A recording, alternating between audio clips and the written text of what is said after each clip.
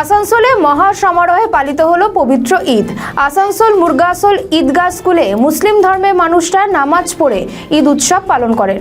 এই উৎসবে উপস্থিত ছিলেন রাজ্যের মন্ত্রী মলয় ঘটক, আসানসোল পৌর নিগমের chairman Amarnath Chowdhury, deputy mayor Wasimul Haque. তাদের দেখা যাচ্ছে শুভেচ্ছা বিনিময় করতেও।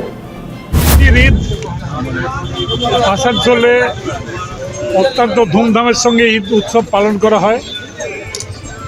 আমরা আসানসোল শহরকে সিটি অফ ব্রাদারহুড বলি।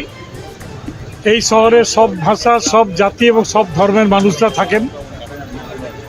সমস্ত রকমের পরব আমরা এখানে ধুমধামের সঙ্গে উদযাপন করি এবং সমস্ত মানুষ রাস্তায় নেমে হাতে হাত মিলিয়ে, কাঁধে কাঁধ মিলিয়ে এই পরবগুলোতে পালন করে। আজকে সারাদিন ঈদ উৎসব পালন হচ্ছে। আসানসোলের চারিদিকে ঈদের জন্য খুশির হাওয়া আছে। কয়েকদিন পরেই রামনবমী আসছে, সেদিনেও আমাদের শহরের মানুষ রামনবমী পালন করবে এবং সবাই হাতে হাত মিলিয়ে, কাঁধে কাঁধ মিলিয়েই আমরা পালন করে থাকি। নমস্কার।